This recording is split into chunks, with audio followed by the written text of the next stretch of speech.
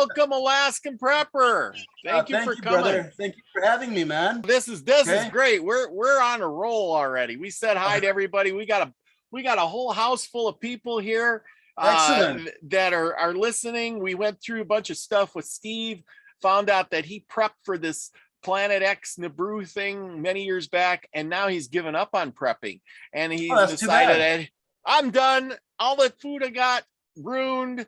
And I said, so then I went to my bucket here. I'm gonna hang on to the camera here, and I went to my bucket here, and then I showed you the bucket, and then I went through all the stuff that I had in the bucket. You know, I had some spam, and I had canned goods and things like that. So I even had some canned meat in there. Everything. Oh, in here.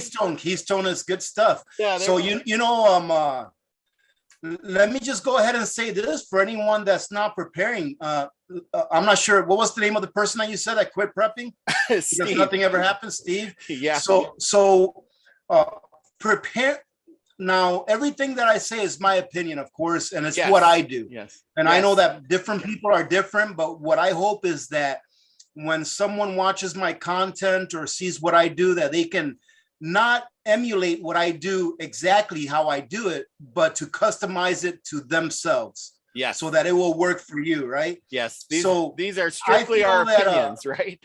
Yes. But I feel, like, for example, what works for me here in Alaska may not work for you, but you can take some ideas of what I do and make it your own so that it will work for you.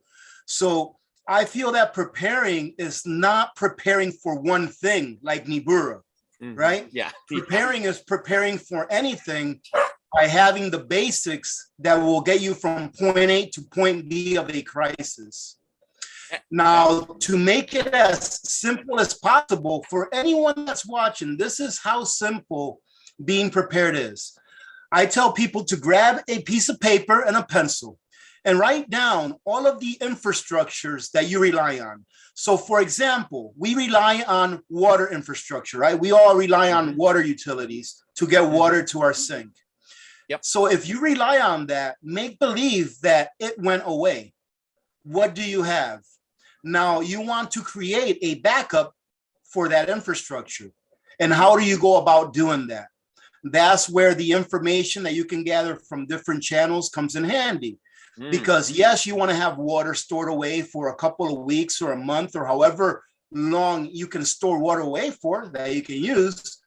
But you also want to have a good quality water filter, because your water that you have stored, no matter how much you have, it's not going to last forever. And depending on how long the crisis may last, you may have to depend on that water filter. So that's an infrastructure that you rely on, that you need to go ahead and get a backup for that. And you do that with every infrastructure that you rely on. The second one that I'll use is, and then I think everyone will get the grasp of where I'm coming from, is supermarkets. They're their own infrastructure. You know, the supply system is its own infrastructure. So do you rely on getting food from the supermarket in order for you and your family to eat? And if you do, then what you want to do is you want to have a backup to that infrastructure. And how do you go about doing that? Well, the way I go about doing that is 3 ways. I have a primary pantry, the one that's right off my kitchen that has about a week's supply of food. Then I have a mid to long-term pantry, the one that you've probably seen on any of my videos that I show off, you know, that way I can show people how it is that I do it, which has foods in there that I rotate into my working pantry. And that's the key, is rotating. Because if the gentleman that was prepping for Niburo, and if he had purchased foods that he could rotate in and out of his daily life, none of his food would have ever gone to waste. And then the third way that I prep food is, you know, for my mid to long-term pantry, is for long-term, meaning that I like to pressure can. I like to preserve foods in different ways. I like to purchase long-term food storage from third parties like freeze-dried foods. And I like to put away long-term foods myself in the form of dry grains like rice, beans, wheat berries, oats, sugar, salt, spices, things like that. So all you have to do, there you go. Outstanding, man. And you know what? That's 40,000 calories right there. That bag of rice can literally save your life. Should the day ever come where you can't get food anywhere else, And the great thing about that is that you can rotate it. Yep. If you don't eat rice, you probably shouldn't be putting away rice. Right? Yeah. So if you use that concept, if you use that concept of just taking a look at the infrastructures that you rely on and having a backup for each of those infrastructures in the case that they may go down, that is the best way to prep. That is the best way to start prepping. And one of the things that I like to tell people is always remember that slow and steady wins the race. If you watch a prepping video, let's say you watch one of my videos where I show you my pantry, my mid to long-term pantry that has a year's supply of food. There's about 3 million calories in there. Don't think that I did that overnight, because I didn't. That took me a long time to do, slow and steady. And don't be discouraged when you see something like that. We were just talking about, it was on my list, and right in the beginning it says, where do I start? And I said, start by just go out and buy your first can and say, there you go, I started. Absolutely. And so what you want to do is, a lot of people that get into prepping, they usually start prepping food and water first. Why? Because everybody needs to eat and everybody needs to drink. So I like to start off, with new preppers, I like to start off with food and water, because it's very easy, because everybody knows what they eat, right? It's very simple for them to grasp the concept. I don't want to start off trying to show a new prepper how to set up a solar system, or how to hook up your generator to your house. No, I want to go, hey, listen, you need to eat, right? Okay. So go into your pantry and count how many cans of corn you have. And then figure out how many cans of corn you go through in a month. So if you go through 8 cans of corn in a month, you and your family do, and you have 12 cans of corn in your pantry, then that means that if you want to be prepared for 2 months, you need to buy another 4 cans of corn.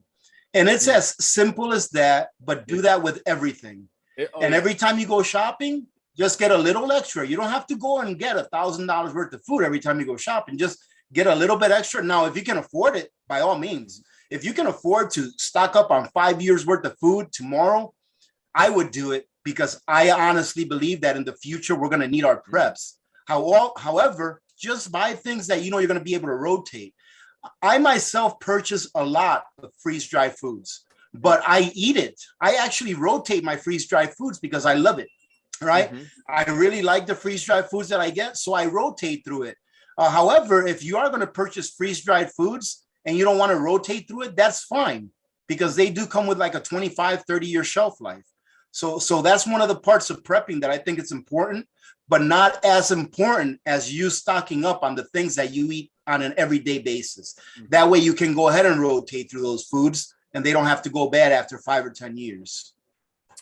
Absolutely. I had people, when we first started out, talking about the same kind of concept, and I kept saying, hey, you got to stock these things up. And they're like, oh, I think the most important thing is growing a garden. And I says, well, what happens if shit hits the fan in the winter? Yep.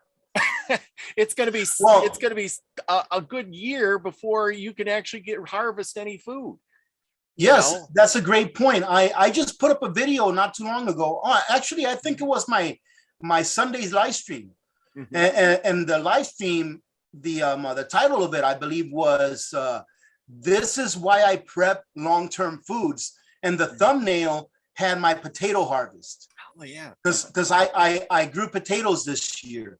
Well, my point of that live stream was that even if you are very good at growing a garden, you never know what's going to happen. What if you have a hurricane? What if you have a flood? What if a whole bunch of deer come into your garden and eat everything up?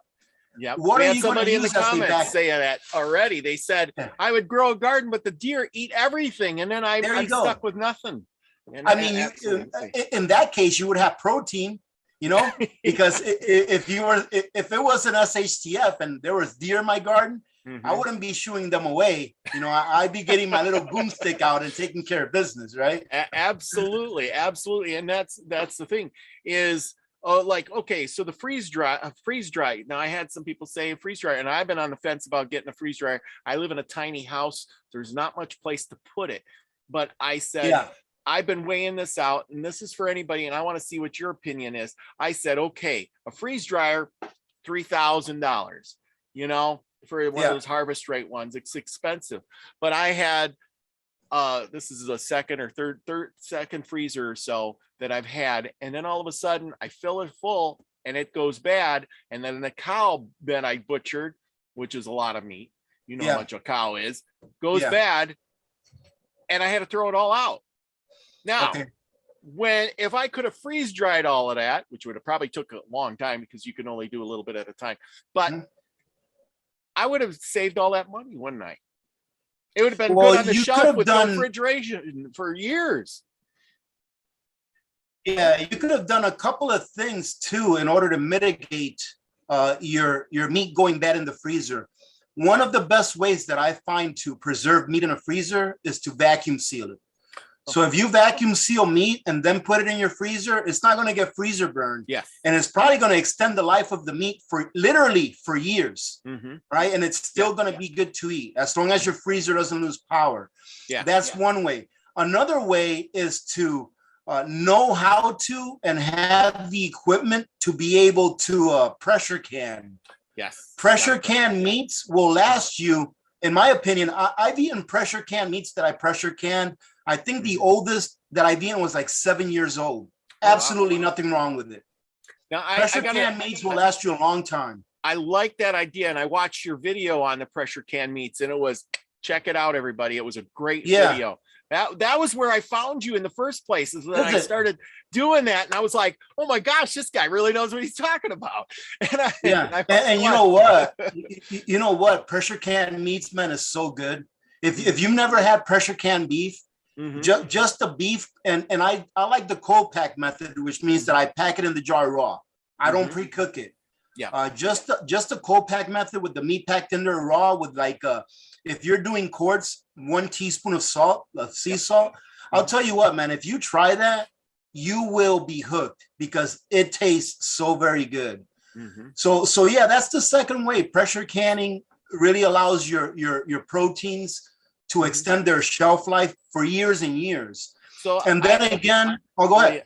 No, you go ahead. I got now I had a buddy of mine who his wife pressure cans meat a lot. And he says, what we do is we put our meat in the freezer, we eat it. Now, I don't know if you ever did this, but he puts the meat in the freezer. Then when it gets older, you know, after that year or so, they can it all. And then they get new meat and put it in the freezer. And then that canned meat stays good for, he says, we got meat for a long, long time. That is perfect. I mean, that's a perfect plan. And that's what I do too. I mean, if I have meat in the freezer that's about a year old already, it's going in a pressure can.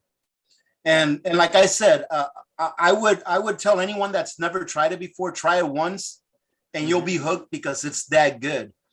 And you were talking about the freeze dryer. Now, the freeze dryer, in my opinion, with the limited amount of experience that I've had, because I've only had mine for about, I don't know, about 2-3 weeks maybe. But I've been using that thing almost every single day. It cost me $2,295 for the freeze dryer. And it's the small one. And the small one will handle the biggest batch of beef that I put in there was roughly 15 pounds. Was the biggest batch.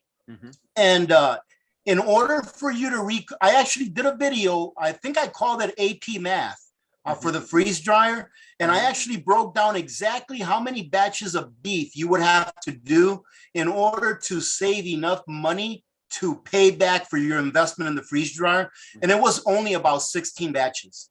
So once I've done 16 batches of 15 pounds of beef in that freeze dryer, the money that I saved had I went out and purchased freeze dried meat, let's say from Mountain House, would already make up the investment that I used to purchase a freeze dryer.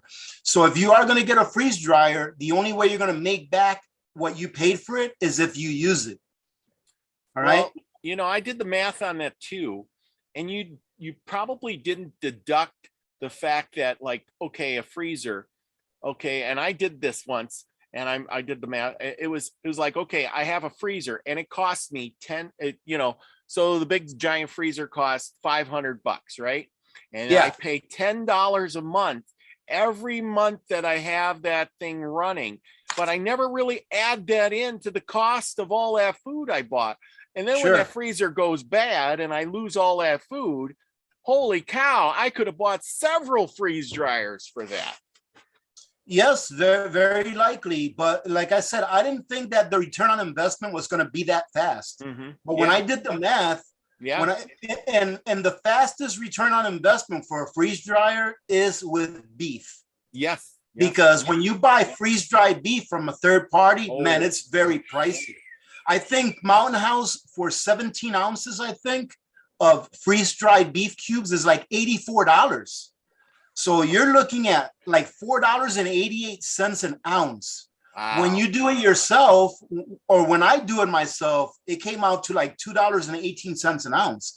Wow. That's saving like $2.50 an ounce that I'm saving. So if I do that, and one of my batches came out to like 30 ounces. So just in one batch alone, I'm saving $60, $70. Wow. It doesn't sound like a lot, but you know, when you multiply that times 20 cycles or 30 cycles, you've already gotten your investment back as far as the savings between doing it yourself and buying it over the counter. Nice. So yeah, it's worth the investment if you're going to use it, and use it till the wheels fall off, which is what I'm planning on doing. And I've also done mozzarella cheese on that thing, and it comes out perfect. And mozzarella cheese is another thing that's pretty expensive over the counter. And when you do it yourself, you're probably saving about, I don't know, more than 50% of what you would pay for over the counter. So it pays for itself pretty quickly if you use it all the time. And that's what I've been doing. I think I've had it for about 2 or 3 weeks, and I've already gone through about 10 or 11 cycles. So I've had it working pretty much almost every day since I got it. May I ask, did you get the one with the oil or one with the air? I got the one with the oil because I am not paying an extra $1,500 for the oilless pump. Okay. And you know what? The one with the oil, as long as they recommend, I got the one with the very basic oil pump. Yeah. Like one of the first ones, I think it was the second oil pump that they came out with, besides that really big one that they first came out with. And the only grievance that I have with it is a little bit noisy. However, what I did is where I housed it, I put some 2-inch foam insulation around it, and that really covers up a lot of the noise. It reduces the noise by like 80%. Oh, wow. As long as you change the oil on that thing and keep that oil in there clean, I'm assuming, I can't say that I know, but I'm assuming that that thing will run for a good long while. Yeah, cool. That is great. Okay, let's get on with the questions here. We went through that. Oh, we were on books, skills. Okay, let's go with this. Suggestions if shit hits the fan. Now we did food, which is good because I said we were talking about that earlier, and I said you got to have food to get you through till you can plant the garden, and then you can can the food and stuff right like that. And if you don't have the food or whatever, and if you got children, because they're like, just run away to the mountains, but that's not true. You need to eat. You need to eat. You need to eat, and if you have children or wife or something, you got to feed them. They don't care. They want food. And people that think that they can just run off to the woods and survive off nature, maybe a very small percentage of people could. But let me put it into perspective for anyone that thinks that lives in the lower 48. Now here in Alaska, it may be possible because there's not as many people per square mile, but in the lower 48. There's roughly 30 million deer in the lower 48. There's 330 million people. If you're planning on going off to the woods to hunt, to sustain your sustenance, there's probably a lot more people thinking the same way you are. And those 30 million deer, they're probably not going to last very long. Same thing with lakes where there's fish. It's probably going to get fished out pretty quickly. And what I think about preparedness is not that it's resilient. Self-reliance and self-sustaining means that you can provide for yourself over time. But prepping, in my opinion, is a tool that you use to get you from point A to point B, to get you through a crisis. You know, it's not meant to sustain you forever. It's to be able to get you through that crisis. And then hopefully by the time that your food is starting to run out, if the crisis is long enough, you've got that garden started. You've gone out to hunt and been able to replenish some of your protein. And then you can gateway over into homesteading. But, you know, a lot of people say SHTF, right? Yes. It's the end of the world as we know it, right? Teotwaki, right? But you just have to look at history. A crisis does not last forever, right? A crisis always has a beginning and it has an end. If it didn't have a beginning and an end, then it wouldn't have a name, because it would just be part of everyday life, right? Living in crisis all the time. So, you know, a crisis does not last forever. The challenging part is to try to figure out what you need and how much you need of it to get you through any crisis, right? So I like to, what I say and what a lot of preppers say is stack it to the rafters. I like to be oversupplied. And in the worst case scenario, I will need it. But in the best case scenario, I will be able to help others that weren't prepared ahead of time. So you just want to make sure that you're going to have what you need to get from point A to point B, and then have some contingency plans like seeds, like gardening tools, like working tools, like bartering items. And I have to include this, although a lot of people don't agree with this, but let me ask you, what good are all of your preps if you don't have a way to protect them? That's true. That's right. I like to say I like to say that if you don't, you know, on top of my list, should I have security? You know, I'm retired from the military, and I've been shot at before, right? So when people hear a person that calls himself a prepper or of the preparedness mindset, and then we bring up self-defense, they automatically think, oh, this guy is just a jarhead. This guy just, you know, wants to, no. In my opinion, most people that have been overseas and have experienced some of that stuff over there are people that have nothing to do with violence. You know, I don't want anything to do with violence. The last thing that I ever want in the world is to have to use violence against someone else. Right. I just want to live a peaceful life. I want to be with my family. Just the same thing that 99% of Americans want. Right. However, what's the most important thing to us? I'm sure that the most important thing to you is probably your family. The most important thing to me is my family. And why in the world would I have spent all of this time getting prepared to make sure that my family is taken care of in case something or anything happens, if I don't have a way to prepare, to defend my family and the preparations that I made on their behalf? So whenever you prepare and you don't have a way to defend your preps, all you're doing is inviting the biggest thug on the block to come and take them away from you. And taking away your preps during a crisis, during a severe crisis, is the same thing, in my opinion, as giving your family somewhat of a death sentence.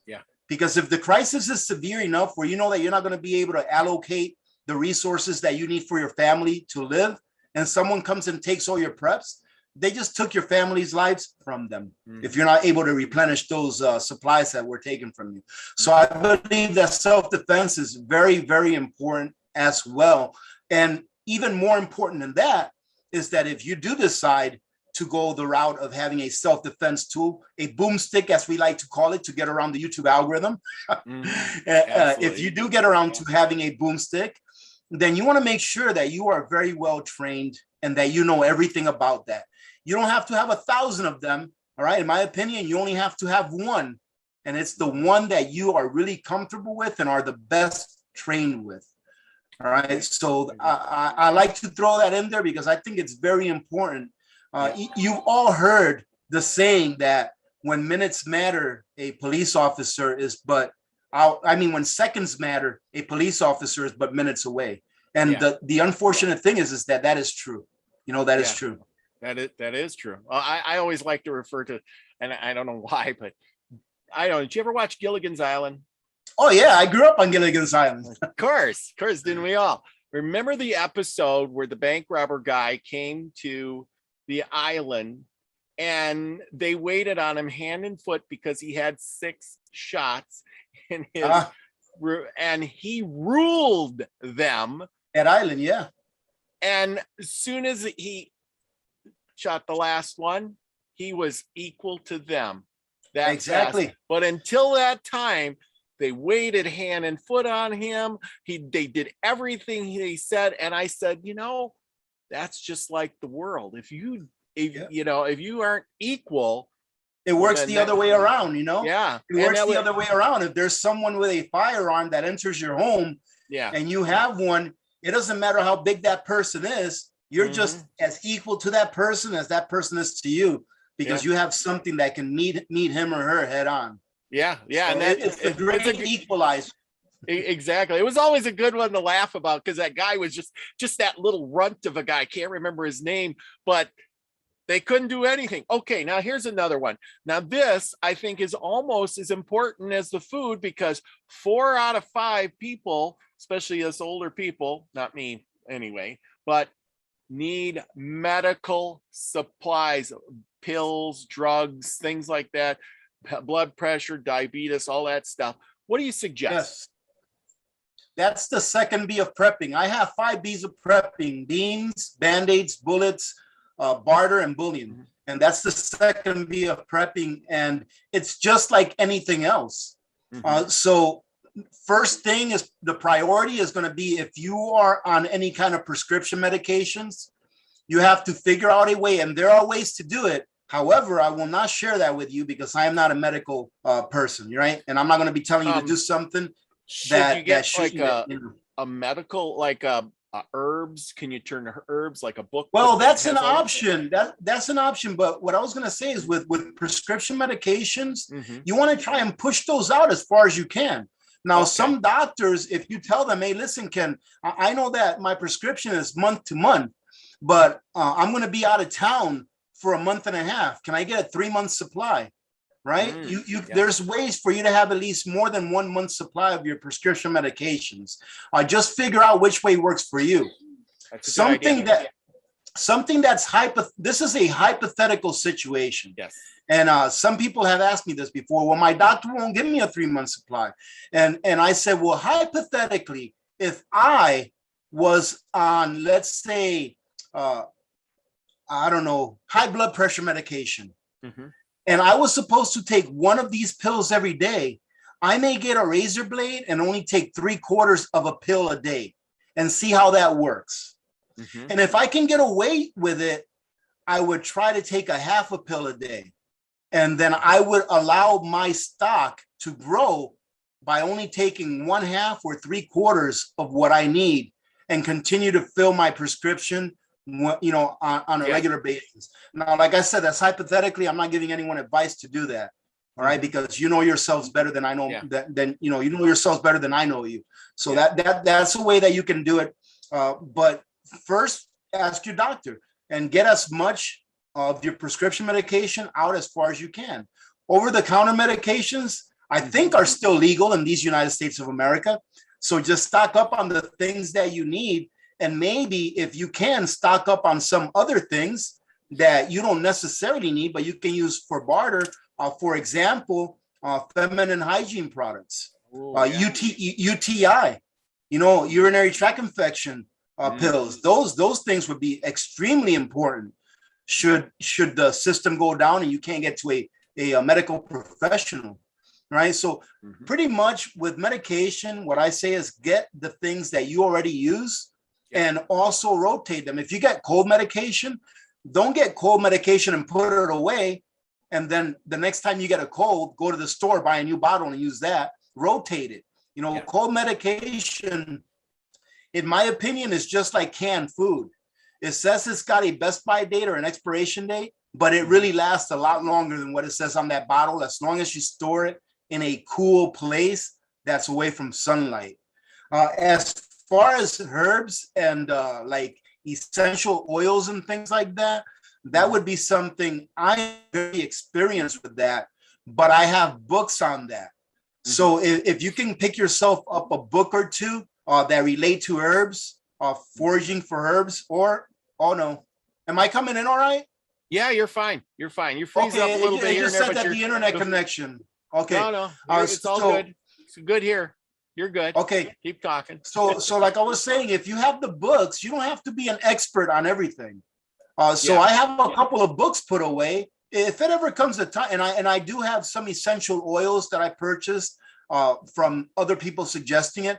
I don't know how to use these things, but if the time ever came, I've got the books that can say, "Hey, look, I got the user's manual, right? Mm-hmm. All I got to do is go in there and look. Okay, we can try this. Oh, so clove oil is good for toothaches. Okay, great. I got clove oil in my essential oil. We can use it for a toothache if we need it, et cetera, et cetera." See, that was on my list, is because I said I put it on my thing, books, because what happens if shit does hit the fan and you maybe you can't use the internet, or Right. you don't Yes. have the money to pay for the internet or your magic box right here, Right. to Good. and then there you go. But a book, once you got that information, it's good forever. But what kind of books should I get? Should I get a medical book, a craft book? Should I get a survival book, a gardening? Like Steve told me, he says, "Oh, I just grow a garden." And I says, "Well, you know how to grow a garden?" He says, "Nope." And I says, "Well, then you should have a gardening book." Man, I always forget the darn name of this book. I think I have it right here. Just a second. The Encyclopedia of, and I have this book too. Give me a second. I know. I know. I had it.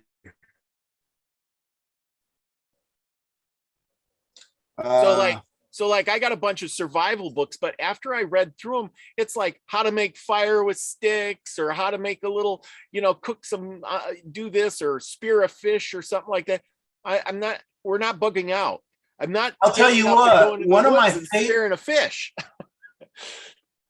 Right. One of my favorite prepping books is actually a novel, and it's by James Wesley Rawls. Mm-hmm. Do you know James Wesley Rawls? I've heard. He's the author of Patriots. Patriots. He's the author of a novel called Patriots, and it's actually a novel about the system going down and a group of people and their journey through that crisis. Oh, but within the 1 second after. Yeah, it's something like that. But within that book, there's a lot of real, actual lessons that you can learn. Like, for example, in that book, there's a part where one of their MAG members gets shot in the shoulder, and they go through all of the different blood types that can be mixed in with other blood types. Oh, yeah. So reading the novel, you actually get real information. That's actual real information, but it's in the form of a novel. It's very entertaining, but you really get a lot of that book. That's like the first book that I ever read that had to do with preparedness.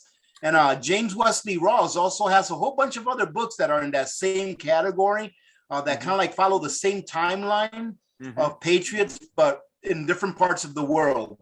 Like he's got one that's called Survivor, where it takes place in the same timeline, but it's of this guy that's a captain in the army, and he gets stuck in Afghanistan during an economic collapse. And then it's his journey of getting back to the United States to his home.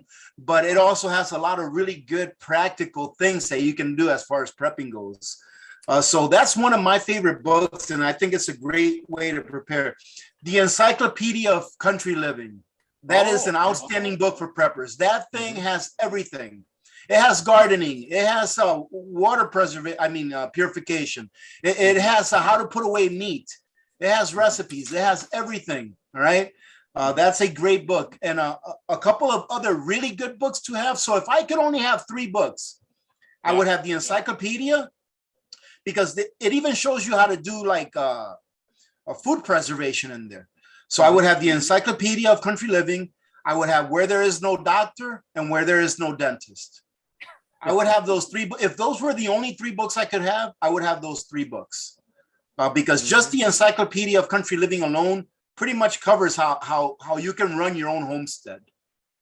You're right. Dentist. Nobody thinks about that. Your teeth are, and then if you get a toothache, that's what drove half those people wild in the West. Back in the West, they got a toothache and they went nuts. Torture. Yeah, it's torture. I mean, that's people we really take for granted, excuse me, the systems that we have around us now. Because I mean, I remember a couple of years ago, I was at work and I have some implants in my in the upper row of my teeth, because I had my teeth knocked out. But anyways, I was at work one day and I got a really bad toothache up here. I mean, it was terrible.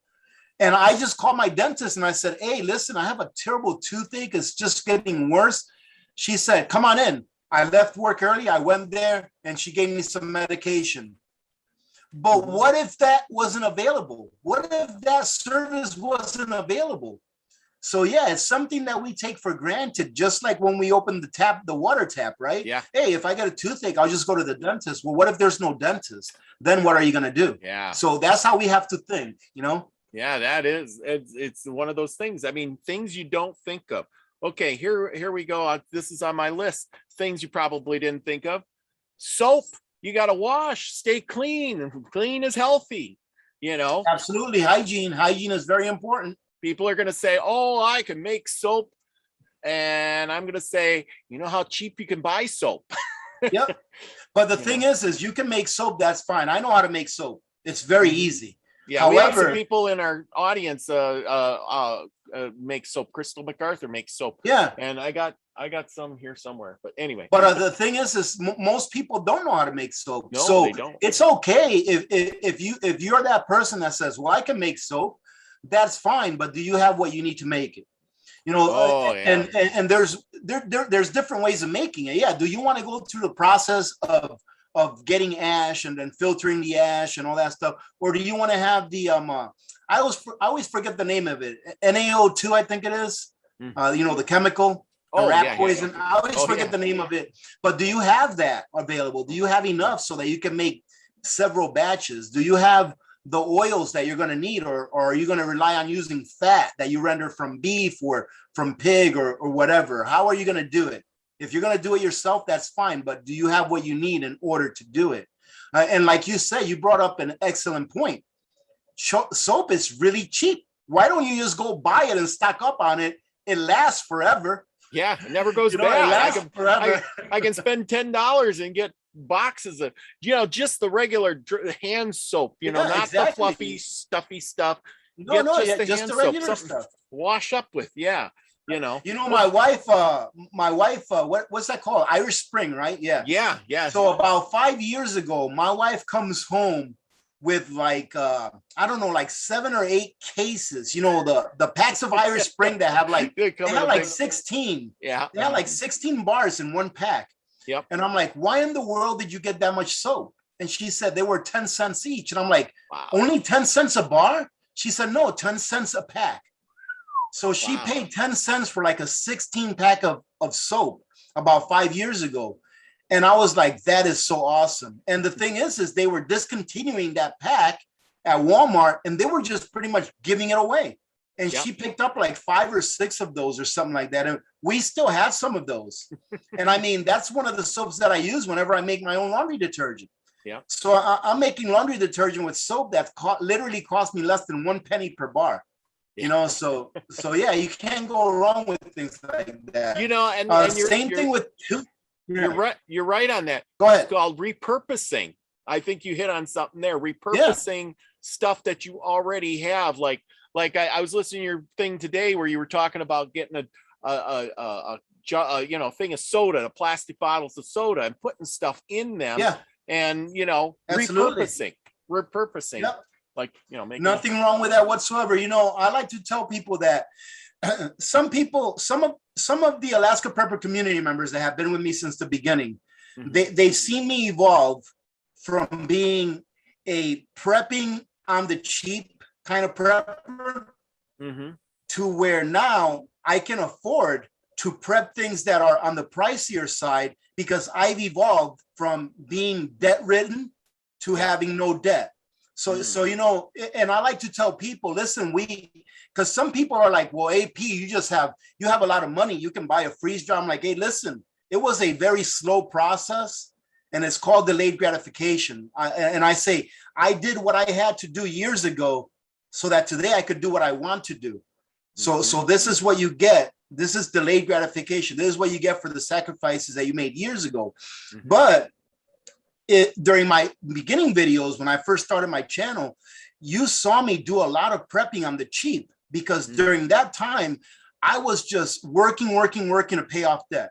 I was just trying to pay off all my debt because I wanted to be debt free, because I think that being debt free is probably one of the freest things that you can, it makes you the freest that you can possibly be in this age and time, right? So I wanted to be debt free. And God, Lord willing, you know, thank God, a couple of years ago, I became debt free.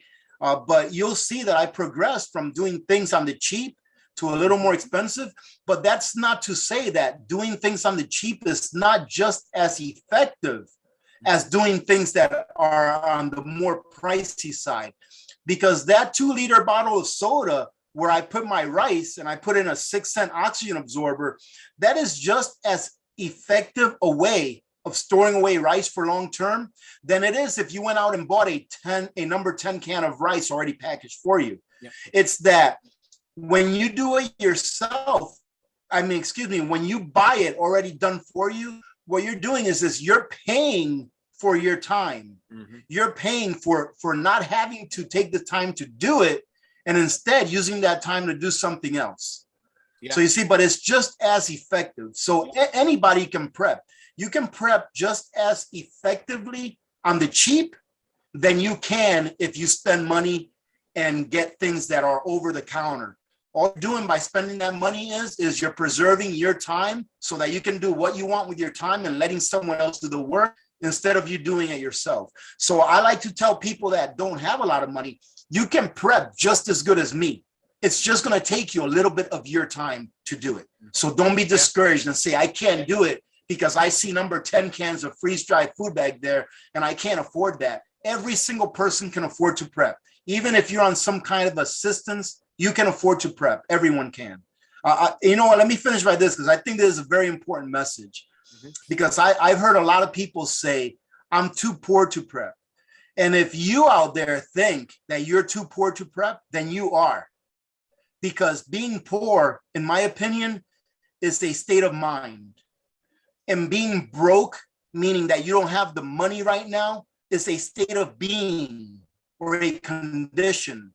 And you can fix the condition of being broke by asking yourself, what can I do to be able to do this? But if you already consider yourself poor, then you're always going to be broke. So don't get those two things confused. Being poor is a state of mind, and being broke is a condition that you can solve by doing something, by figuring out what you can do to get around the situation that you're in now. Does it mean that you have to get a second job? Well, it depends on how important you think that being prepared is to you. If you think it's important enough, then you will get a second job so that you can get that insurance and security for your family. If you don't think that it's important because you think the government is going to be there for you whenever you need them, then you're not going to do it. And you're going to use an excuse to say, no, I can't do it. So it's really up to you as far as how well you can be prepared.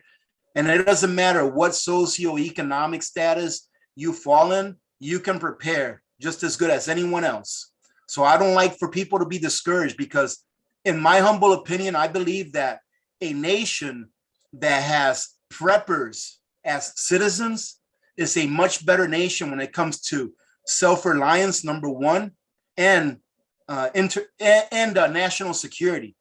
Imagine if everyone in the United States had 3 or 6 months of preps put away. Oh boy. And the government came out and said, hey, listen, if you don't do this, you can't work. And then imagine if everyone said, okay, we're not going to work. What do you think the government's going to do? You see, being prepared and being self-reliant is also a lot to do with freedom. It has a lot to do with you preserving your sovereignty and not having to bend to the will of someone else because they have something that you need and you really need it, but they have it. So I'll get off my high horse now, man. I'll get off my high horse. I agree with everything you said. And we talk about that a lot here about, you know, not saying that, you know, you can do it. You can be whatever you want. If you want it, You manifest it. And you get places by doing the work. You have to do something. That's just like my bucket thing here. I don't know. I showed you the bucket thing. See, look at that. There's my bucket. And that was on the cheap, you know. There it was. It was on the cheap. It didn't cost me a whole lot. I want to spill my drink. It didn't cost me a whole lot because I bought items that I use, like you were saying. You know, I bought beans. That was protein. They're still good. The can is fine. It was in the I got rice in there, flour in there. I got a whole list of stuff that was on there. You know, I got sardines. Sardines are cheap and they last forever. I love sardines. Yep. Yeah. I love sardines. Cheddar and broccoli rice. It's dried in one of those packages. Tea. You know, everybody wants a cup of tea, beef flavoring. You know, you can put that on your rice. I was thinking of things, and I got like pork, you know, canned pork, pineapple, skillet mix for the pork. I got salt in there. And somebody says, I put baking soda in there. And they said, why baking soda? Well, you can brush your teeth with it. You can deodorize you can brush with your teeth with baking soda. You can put it in a little glass of water and it'll make it's good to drink every now. Detoxifies you and stuff. Well, you know that bucket that you have there, someone may look at that bucket and laugh at you. But I guarantee you this. Let that someone go 3 days without eating. Yeah. And then look at your bucket. You'll be like the king of the block, you know.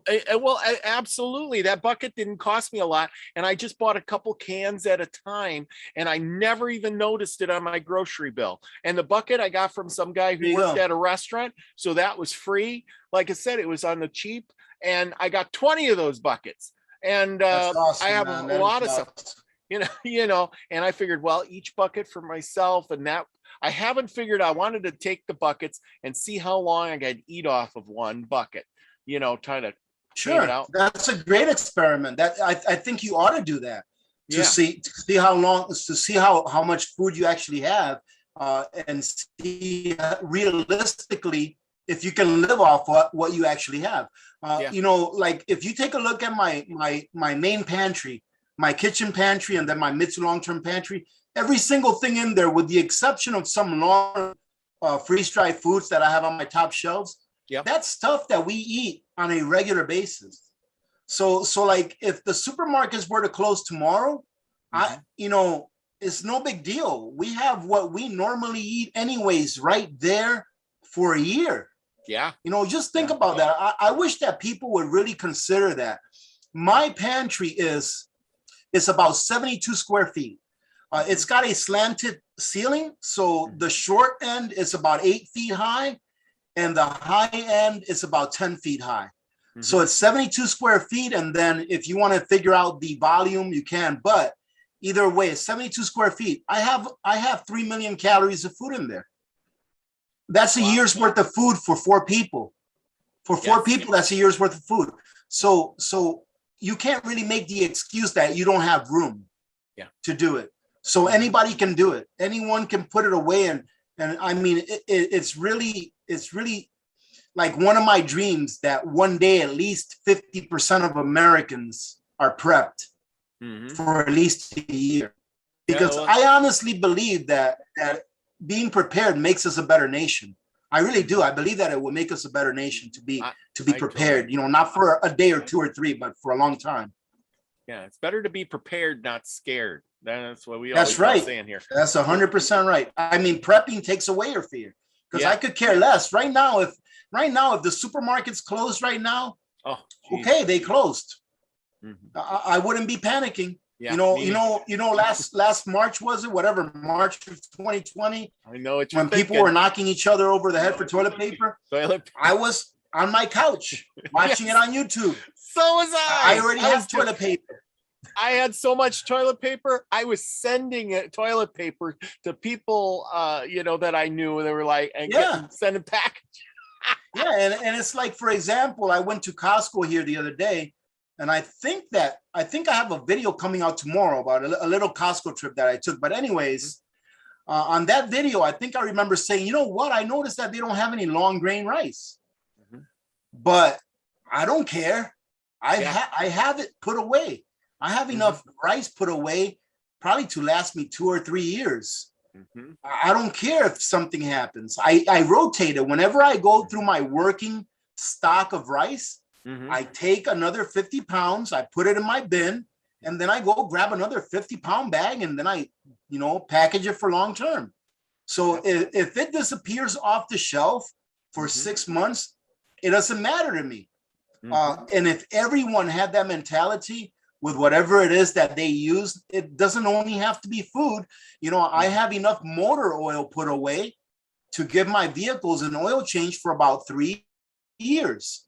I just purchased, I just ordered some oil filters for my Toyota Tundra today, because I realized that, hey, you know what? I just bought that truck about a year ago. I was like, you know what? I've never bought extra oil filters for it. So I ordered 5 oil filters for it. That's enough for about 2.5 years of oil changes for that truck. And it cost me $20. They were like $4 an oil filter. I know. So that's taken care of. I seen that on your video, today's video on your live stream. On my live stream, yeah. Yeah, and I was watching. I was going to chime in, but I was driving. I'm working the oil field, so I'm driving. Oh, okay, cool. But I listen. So anyway, I was thinking of the same thing. So out here, I live in North Dakota. Everything's far apart. So right now, I'm doing some work on my truck, and I'm replacing all this stuff. And I'm kind of like you, but I've already bought extra brakes. I got extra fuel filters. It's a diesel, so it's got extra fuel filters, extra oil filters. I got all that stuff just like you. I might not have enough for all those oil changes or whatever, but I have an extra one of everything. Yeah. Yes, and that's perfect, man. I mean, same thing as you. I've got an extra set of brake pads for my vehicles. I got extra set of serpentine belts. I always travel with an extra set of wiper blades in the back of my truck, because here I had an experience a couple of years ago where I went to the gas station. It was during the winter. I went to the gas station and to get my coffee in the morning. And when I came back out, I turned on my windshield wipers and they ripped apart because they got stuck to the windshield. And I was like, hot darn. So I remember I was like, wait a minute, I got an extra set of windshield wipers in the back. Took me 5 minutes to change them out. Yeah. And ever since then, I've been religiously making sure that I always have a set of windshield wipers in there. And when I had them back, there was just by happenstance that I had forgotten that I left them there. But I'm like, you know what? It's a great idea to have an extra set of windshield wipers in the back of your vehicle, or at least one, at least one that can at least do the, part of the windshield where you look out of. Yeah. Really good idea. Really good. There's just a lot of things that you can do, but like I say, and I don't like to talk about too much of the other stuff, because I don't want to overwhelm people that are new to prepping. I want them to start, have a good experience, and then broaden their horizons per se once they've got a little bit of experience under their belt, and they can understand that yes, it's not all about food. You also need, like you said, medicine, self-defense. Maybe once you have everything that you think you need, maybe start adding a little bit extra, maybe for barter. Once you're debt free, start prepping your financial future by maybe preserving a little bit of your wealth in real things and real assets that can bring your wealth out to the future. Because once we survive a crisis and get through it, we want to be able to thrive on the other side of that crisis. And without money, you can't do it. Yeah, and there's the real money, and then there's the paper money, and there's that fiat currency that so many people seem to love for a reason or another. I don't know why. I know. I put my money. I try to invest in a little bit of both because I keep some cash on hand. Yes, because you got smart. Because what happens that day when the credit card don't work or your debit card don't work, and you go to and they say, well, cash. It says cash only. Our computers are down. Well, I'll go to the ATM. I've seen people do that. It's down, you dodo, you have to be diversified in everything, man. Diversified in everything. I have the exact same mentality you have. I don't like to keep a lot of cash in the bank. Unfortunately, Uncle Sam wants me to pay taxes, so I have to keep some in the bank to make sure it's there, right? Yes. And but I like to keep enough in the bank to pay a couple of months, 2 or 3 months worth of my bills. just as an emergency fund. Yeah. But I also like to keep about 2 or 3 months worth of bills at home in cash in case the ATM goes down. I can still have some cash to pay my electric bill if I have to. Yes. You know, to go and buy gasoline if I can with cash, because credit cards aren't working or ATMs aren't working. So yeah, it's very smart to be diversified in everything, not just put all your eggs in one basket, you know? Yeah. Speaking of baskets and stuff, there's one other thing here. Well, I got multiple things. Okay. You got your food, you got your security, you got a few little odds and ends to keep you healthy and well and stuff. But here's one big thing that we have all been conditioned for. Unlike the farmer of the 1800s, we rely on this beautiful thing called electricity and lights and all of that stuff. What do you suggest to have? Candles, oil lamps, a generator, solar, or flashlights? What would you say to have to be prepared the best? All of the above. Well, I mean, if you had to pick something that was reasonable, I mean, there's people out there. I know I got a friend of mine too, and he was a Marine, and he's stocking up, and he's like, I went out, I got 50 candles. I'm like, well, okay, that's so good. so I think that before I got candles, I rather get flashlights that take batteries. Not that I don't like candles, I have a whole bunch of them. But the thing is that we are not used to having candles on in the house. And some people forget to follow the very important rule about candles or lanterns. You can see I have a lantern back there, right there. Yep. You know, an oil lantern. And my rule is that if we ever have to rely on a lantern or a candle to light our home, that you never leave that candle or lantern unattended. So if you're in the living room and you're going to the bathroom because you have to use the toilet, you're taking that candle with you. You're not going to have a candle in the bathroom, also in the hallway. You have to always have it with you. Also, the same thing with the lantern, because you have toddlers, you have cats, you have dogs. You can leave a candle up somewhere and say, oh, I'll be back in a minute. But that cat don't care, right? And that could be everything. So I would rather rely on a flashlight and rechargeable batteries, and maybe have a couple of solar panels with a small or a large, the biggest one that you can afford, solar generator. I would rather have that first before I have like biofuel methods of lighting and you know, cooking too. But I don't mind having candles, but you just have to be extremely careful with them.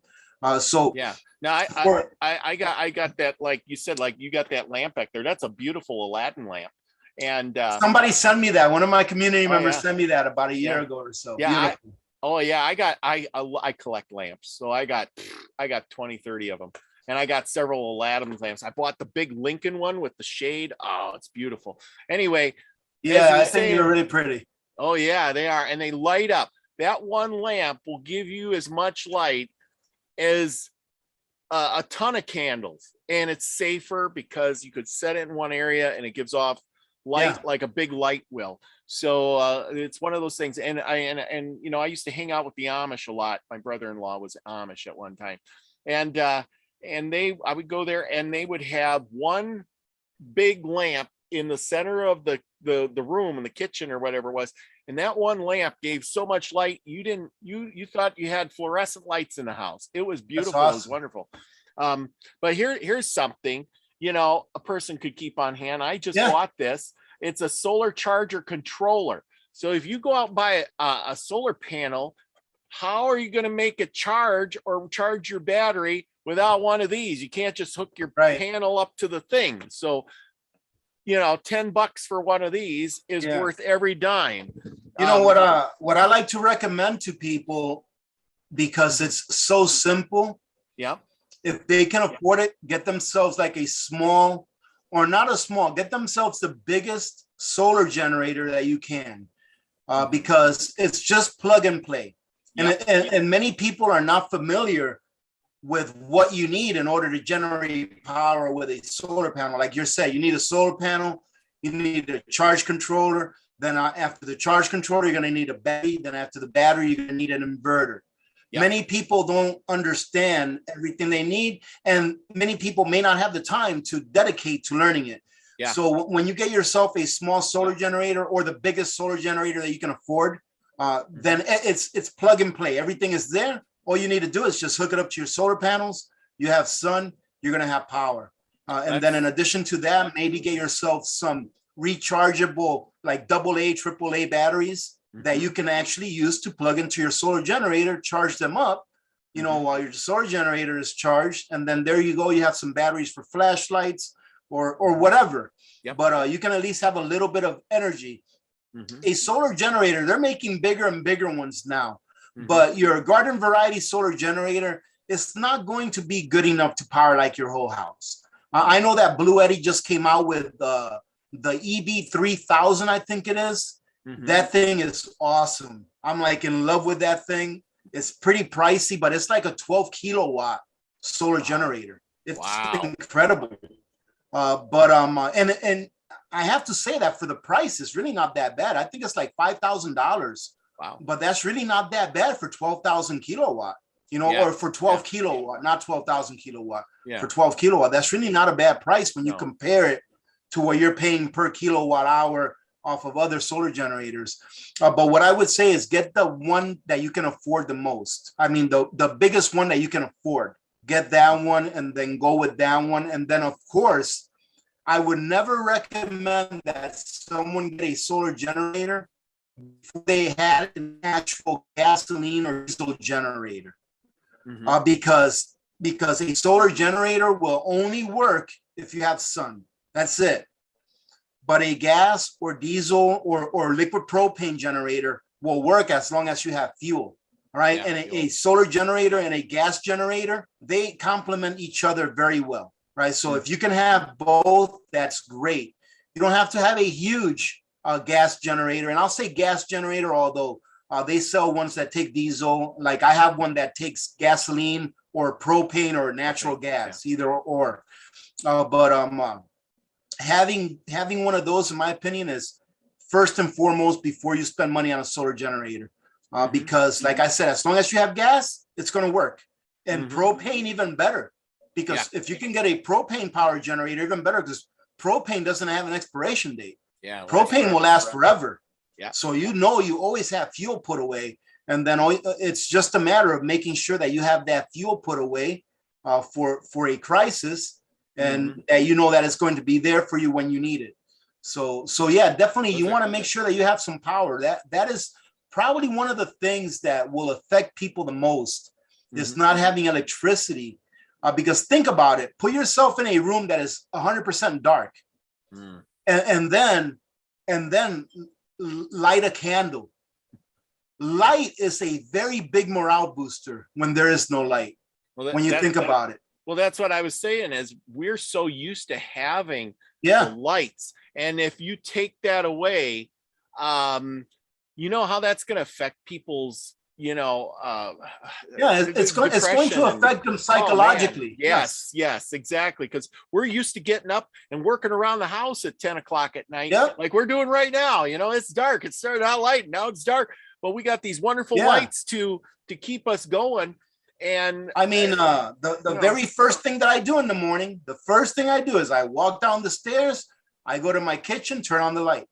That's the first thing I do. Yes. And then I go to the bathroom and do whatever I do, right? But that's the first thing I do is walk down the stairs, turn on the light.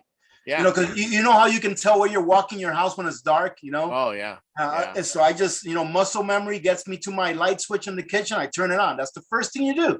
Yeah. And imagine when that's not there for you anymore. Oh. Yeah. That would be a very big psychological barrier that you have to get through. However, if you have backups to that infrastructure, to electricity, then it will soften the blow and it will allow you time to figure out what it is that you're going to do next. Instead of you having to panic and figure out how am I going to do it because I have no light. It'll give you that option of giving you extra time to figure out what it is that you're going to do. What it is, prepping is something that allows you to have more time to be able to make decisions level-headed instead of having knee-jerk reactions, right?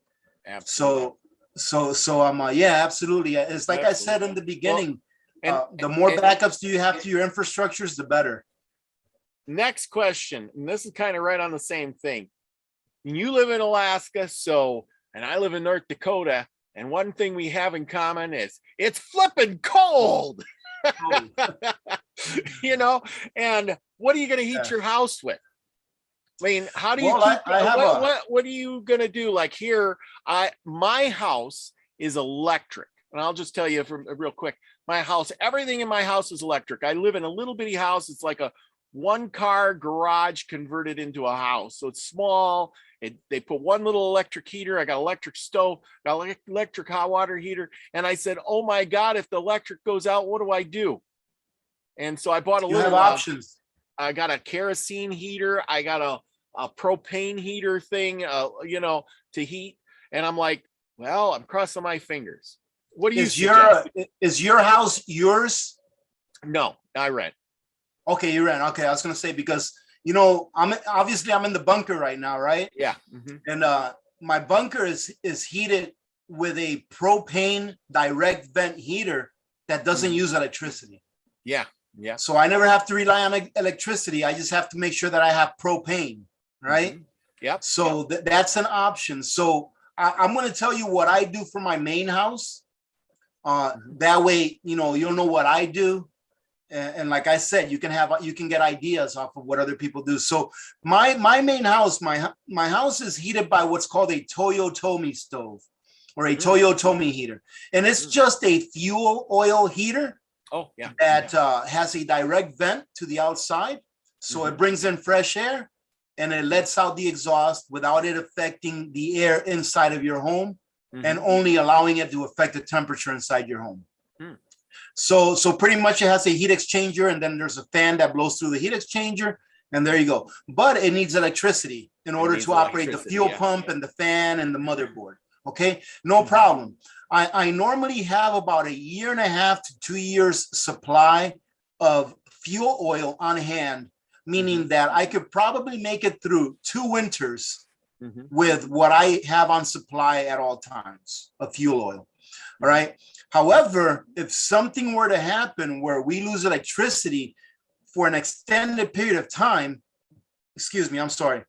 and I mean an extended period of time, because I have so many electrical backups that if we lost electricity, I could still be able to provide electricity to my Toyo stove for probably the next month or 2, or maybe longer, right? But if we lost electricity or my Toyo stove broke, let's say it just stopped working, right next to my Toyo stove, I had a heater installed that's just like the one that I have in my bunker, but it's bigger. It's like a 40,000 BTU direct vent propane heater that works only off of propane, and it doesn't need any electricity. And I have enough propane outside. I have 2 of the big 120-gallon propane bottles. That's enough to get me through a full winter. So if for some reason something happened halfway through the winter where I knew that we weren't going to have an infrastructure to support electricity or heat or anything like that, I know for a fact that I'm going to have enough propane to get me through the rest of that winter. And then I'll have the summer months to breathe and figure out what I'm going to do for next winter. Right. So for an instance in which everything failed, my Toyo and my non-electric heater, I also have an emergency wood stove that I can set up in my house with a direct vent out through a window. And I can actually put a vent out through a window with that stove, not through the window, but you would slide the window open and put an insert in there and actually heat my house with that wood stove. So those are the backups that I use. Of course, I also have a couple of other propane heaters that I can use indoors, but they're not direct vent. And those would in themselves be a last resort kind of thing that I would use. So that's what I have. So I think I'm pretty good, for at least for 1 year I am very, very confident that if something that would happen, I'm very confident that I can get my family through one full winter. All right. Yeah. And to me, that's everything, because it gives you that next season where it's not cold to figure out, what am I going to do for the next winter if things don't get back to normal. So I'm very confident with that. But that's what I do for my backup heat. And so far it's worked well. I've had to use that backup heater once in the house. And I really didn't have to use it, but I wanted to during a power outage to just see how it worked and see if it heated the house, and it works great. And yeah, I'm pretty confident. And you know, that's one of the things that we should cover is, if you have equipment that's part of your prepping, make sure that you know how to use it. And make sure that you actually use it. That way you can be confident that when the time comes that you need to use it, that you can be confident that it's going to work. You don't ever want to be double guessing yourself or second guessing yourself during a crisis. Do it before. If you buy that generator, I purchased a generator for my niece. She lives in Texas. And during that Texas freeze, I was in touch with her, and she was one of the people that lost power for a long time. So once I talked to her, I went ahead and purchased her like a prepper package. I purchased her a propane heater, a generator, I got her everything, right? And I just had it sent to her house. And I purchased her that generator, and it's probably been about 6 months, if not more, since then. Yeah, it was February, right? So it's been, it's been about 7-8 months now, right? Yeah. She still hasn't taken it out of the box. Oh, jeez. You know, I love her, and I just talked to her a few days ago, and I said, have you taken that generator out of the box and started it, at least started it once? Oh, I haven't been able to. I'm like, okay. I'm like, all right, you know, you can only do what you can do from, you know, 4,000 miles away, right? Yeah. And getting upset at things is not really going to fix anything, right? So I said, okay, you know, you have it there, you know, you should take it out of the box and get on YouTube, and you can figure out how to start it. There's a YouTube video for every darn generator in the world. And, you know, but I just remind her every once in a while when I talk to her, hey, take it out of the box, make sure it works. You know, I bought her a propane heater for inside her house. And I said, go ahead and get yourself at least 2 or 3 or 4 20-pound propane tanks and turn it on one time to make sure that it works. Make you know, sure it works. Yes. But yeah, get to know your equipment. If you buy a Berkey water filter, test it out. Yeah. That way, you know that it's going to work, you know, when you need it, you know. If you want to put it away afterwards, put it away. There's a lot of things that I've gotten that I've used one time. But I know that it works. And if I ever had to use it, I'm already confident that I can use it and have it do what it is that I need it to do for me. So, you know, there's no need to be an expert in everything. Just know your equipment. Like, for example, I have boomsticks. I'm not an expert gunsmith. I'm not an expert in anything. I was in the military, but I'm not an expert in taking them apart and all that stuff. But I can tell you this, every one that I do have, I can field strip, I can clean, and I know how to take it apart blindfolded and put it back together.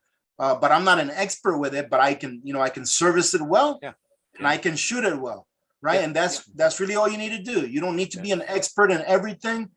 It would be very nice if you're an expert in one thing, because that would be a very barterable item during a crisis when you have to maybe trade your services for something else. So it's always nice to be really, really good at one thing and then just know a lot about other different things. Oh, I totally agree. And I'm right with you on that, because I bought the water filter. I bought Electropure. But anyway, I got this thing. I used it for a little while. I was like, well, you know, I really don't need it. So I put it away, but I have it. I have it for the day when I need it. Also, I got a good story for you on why you should use your equipment and try it out. So me and my friend, he was in the Marines, and we talked about bugging out and doing all these things, right? So we got these big at least I got my big backpack. So I bought the biggest backpack military thing I could find. I filled it full of all kinds of stuff, clothing, water, you know, stove, cooking stuff, and everything. And I says, okay, we need to go out and try this stuff out. So we went out and went for a 1-day hike. Good lesson. Good lesson. I walked probably for a half hour, and I had to take it off and take a break. Then I put it on, and I didn't even know how to put it on. That's how heavy it was. He had to show me because he knew how to do over that the top. Oh my God. Yeah. We flipped it up and put it. So you know what I'm talking about. Yeah. And I had that thing loaded down to the max, and we hiked, and then we had to start the fire with the flint and stuff, you know, the magnesium rod and stuff. Oh my gosh. And then we did all of that. When we got done, I said, you know, I didn't use half of that stuff that's in my pack. And, you know, I came home, I took everything out of that pack, picked out what I really need, got myself a smaller pack, and I filled it up with that, which I can carry and actually walk.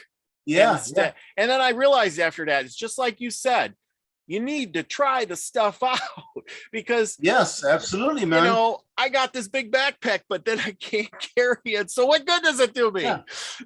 Yeah, exactly. Know? I mean, but that's a good lesson though, you know, at least, you know, you learn from that.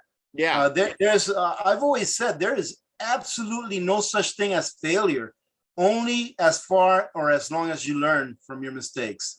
Yeah. You know, if you don't learn from your mistakes, then you did fail. But as long as you learn from any mistakes that you make, then it's not failure. It's actually a good thing. You know, so yeah, absolutely. You need to try the things that you have. And it's like I said, you don't have to be an expert in everything. You know, don't put yourself through that torture. You know, just be good enough. Like, for example, I built this bunker. Trust me, I'm not no expert carpenter. And trust me, there's a lot of things that I see that I did wrong that maybe you don't see, right? Yeah. But guess what? It holds in heat. I can turn the lights on. The door closes and the windows are level, right? Yes. I'm good.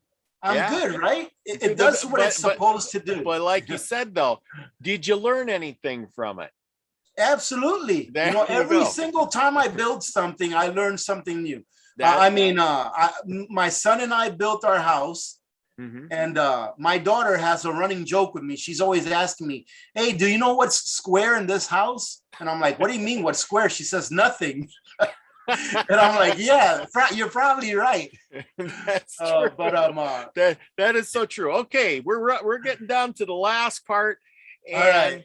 This should, because we're close to an hour you've been on this, so you know I don't like to keep you too long, but should I befriend the neighbor or not? Or should I be a lone wolf with me and my own family? I know. I mean, community is everything. Community is everything. And lone wolves may make it for a while, but depending on the crisis, if it's a severe crisis, like an SHTF, right? Like the lights are out, they're not coming back. You know, the lone wolf may make it for a while, and some lone wolves may make it, period. You know, if they have the skills. But like I said, the deer are going to be hunted out. You know, people are going to be foraging all over the place. I think community is very important. And one of the things that I do is I actually prep for my neighbors without them knowing, right? Just in case. I know that I have a neighbor that doesn't really prep, but he's a good guy and he has good skills. So I plan on prepping for those people that want to work for their food, because he who does not work shall not eat. And I didn't make the sacrifices that I made for all these years, putting away all these things and not going on vacation, so that I can give you what I got with my labor, because you decided not to prepare for yourselves. So not that there's no mercy, there is, but I will provide for those that need, as long as they're willing to work, you know, for their food. So I do prep for neighbors. And of course, you know, there's no possible way that I can see a child who's starving and not help that child. So I know that some people may say, oh, you're just setting yourself up. I'm sorry, but, you know, even though a crisis may occur, we still have to stay human. We still have to be human beings. What good is it getting through a major crisis when you yourself give up your humanity, right? So I prep for my neighbors. However, I'm very lucky, because where I live, the people that live in this area, very, you know, like-minded. They're self-reliant.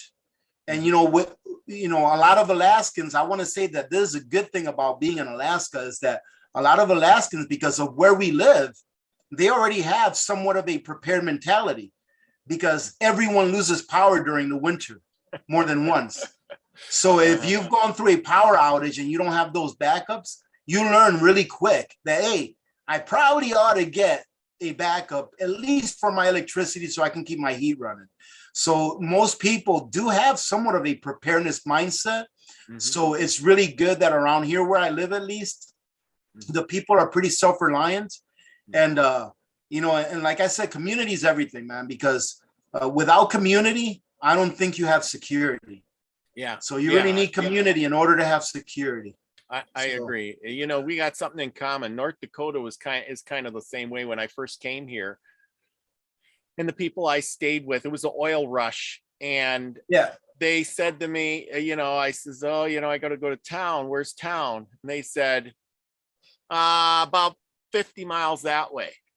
And I says, when do you guys go to town? We go once a month. I'm like, yeah, what? There you go. And I went, I'm just like, what? They were already preppers and they didn't even know it. They had a giant freezer and stuff. They opened up the pantry. Well, take whatever you need here. And when you go to town, just replace it. I'm like, holy cow. That's awesome. But I found out that because of the ranches and stuff are so big and they're so far away, you know, towns out here were put, believe it or not, where the train stations were, which were every 50 miles, where the train had to stop to fill up with That's water. awesome, man. And, I think that's awesome. That's a great place to live, man, from what you're telling me. Yeah, you know? It is. It's really nice. And the little towns are the best. This oil town I'm in, it's not like true North Dakota, but the people are really nice. But when you go to the little towns, I tell you, when I first came here, I was in the company truck. I ran out of gas at the city limit sign.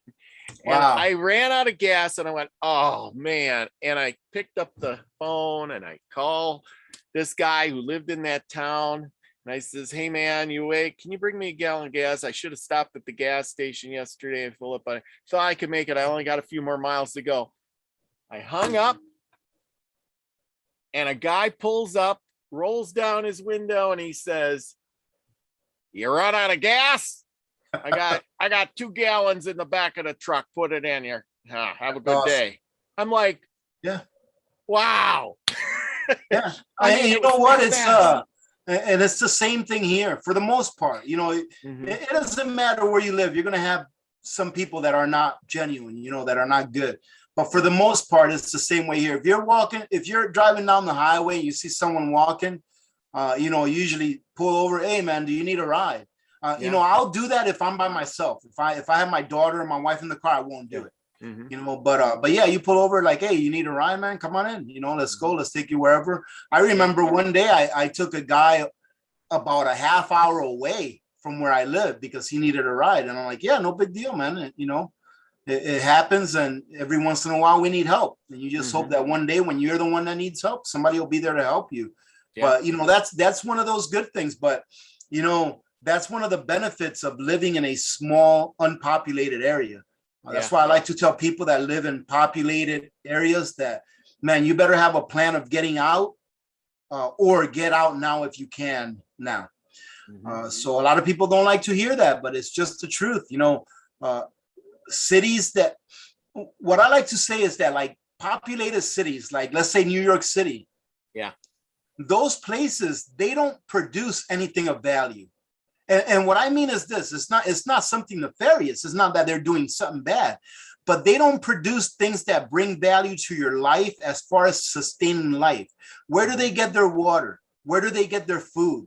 Where do they get their energy? They usually get it from places that are far away. So they usually import everything. Brought in. Yeah. So if something happens where the system goes down, where are they going to get their stuff? And they need so much of it on a daily basis. Yeah. So I always say, try to live somewhere where you are the producer and not the consumer, right? Yeah. Because that way you're already living in a place that produces, right? And you have what you need. But if you live somewhere where all you do is consume, then you're going to be in a hard way. You're going to be in a bad way.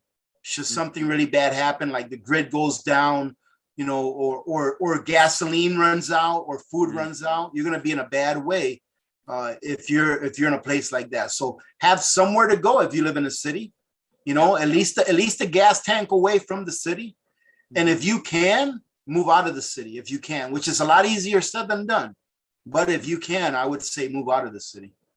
Well, that was the last question. Should I bug out or not? And you answered that, There you go. right there. And I know some people here live in city. I know a few people that they live in California or wherever. It's a difficult thing, man. It's difficult. Man, I mean, I wouldn't want to be there. Well, I mean, I always say, look, it's easy for me to say because I don't live in a city. It's easy for me to say, and when I say this, I say it with a light heart.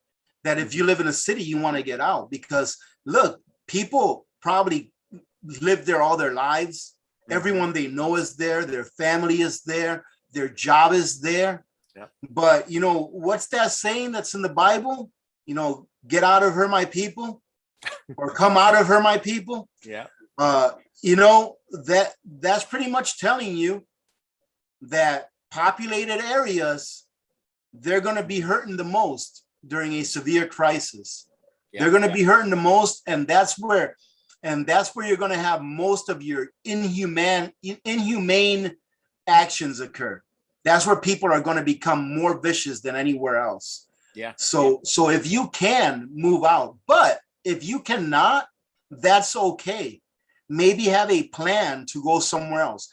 Maybe if you can't afford it, try to purchase a small piece of land, at least a gas tank away from the city, where maybe you can pull up with an RV, where maybe you can build a small 3-sided pole barn where you can have a cache of food. And then you can pull up with an RV that you can buy for $1,500, $2,000, you know, used. You know, or if you know someone that lives in the countryside, maybe say, hey, Joe, do you mind if we keep some of our preps here? And if something happens, can we come here, you know, and stay with you until the dust settles? And we will go ahead and keep our preps here and bring more preps if we ever have to come here. And then go visit them, you know, for a week or two, or for a weekend every month. Go over there for a weekend and hang out. And you know, just, you know, you can always find a way to mitigate living in the city and not moving out. But I think that the best thing to do is to move out. But like I said, I understand for people that cannot do it. You know, it's a very, very big change. It's not something that you can ask of anyone. It's something that someone has to realize that they have to do for themselves and for their families. And if not, you know, like I said, try to find a little spot that maybe you can buy, or try to go in with a friend, or see if a family member that you have lives out in the not the suburbs, but out in the country, and figure out a way that you can get there should something happen. So, wow, very, very good suggestions. By gosh, I've kept you a long time now. Yeah, I've had a great time, man. I've had a great time. I learned a lot, and I hope everybody that watches this video will learn a lot. And if you want to learn more, go to Alaskan Prepper's channel. The link is in the description, and all his information is down below. And check him out. He's got some great videos. Trust me, that's where I started. I wanted a canned meat, and get yourself a pressure cooker, watch his video, and you're in. It's great. Awesome, man. Well, thank you, brother. Thank you very much for having me, man. I really did have a good. And I'm sorry, man, that we got mixed up on the time. Yeah, I kept thinking, well, it must be like Pacific time, right? Yeah, it's Pacific no, and you know time. what, man? I was in the military, so I'm like a stickler for time. Like I hate being late. You know, so to hear that, yeah, but I'm yeah, we got all the other stuff out of the way, because I had all these. I was showing everybody the puppies. They love the puppies. They're so cute, you know. Oh, man, that little guy is awesome. Yeah. So we got to show all the puppies off. They're what, 5 weeks old. They're border collie blue heeler mix. Man, that is a beauty. Yeah. Oh man, I wish you could mail me one, man. Yeah, I'll put it in the post office box and send it right out. That is a beautiful little guy. I got 8 of them. Here you go. Hang on. Here we go. Yeah. There they are. Oh my goodness, man. That is so awesome. Yeah, there they are. They're all sleeping. Are beautiful. Look at that. They look like a pack of hot dogs. Yep. Yeah. Look at that one. He's laying upside down. Oh, man, yeah. That is so cool. Yeah. I'm jealous. I'm jealous. Oh, you wouldn't be jealous when they whine all night long and you know, and things like, oh man. But no, they've been fun to have around, and hopefully some of them are going to get gone. Steve, who was on earlier, he's taken one, and I got another guy at work, so that's two gone cool. out of the 8. And I don't know. I hope last time I had them, man, they went so fast. I by the end of the weekend, after I put them on Craigslist, they were gone just like that. So there you go. Good. Hopefully they'll go to good homes. Oh, they will. I'm sure. This is ranch country. Everybody likes border collies and healers, so I got the perfect. Well, I am. My daughter's dog is an English Shepherd. Oh, mm-hmm. And she's my little buddy. I love that dog. Her name's Karma. But I was completely against her getting a dog because we already had a dog in the house, and I'm like, we don't need another dog, you know. And of course, you know, I live with my wife and my daughter, you know, 2 girls and 1 guy. They're gonna win every time, right? Yeah, you're outvoted.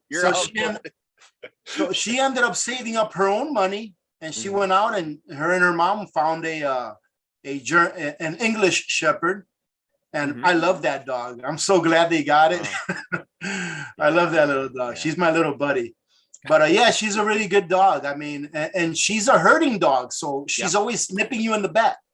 She's always nipping you in the butt, trying to get you to go where she wants you to go. Oh, I know. I got the border collie girl, and she's a good herder. I watched her she'll go with chase the horses or cows around. She'll nip at the cow's nose, or the horse's tail. I've watched her swing on the horse's tail. It's like, holy cow!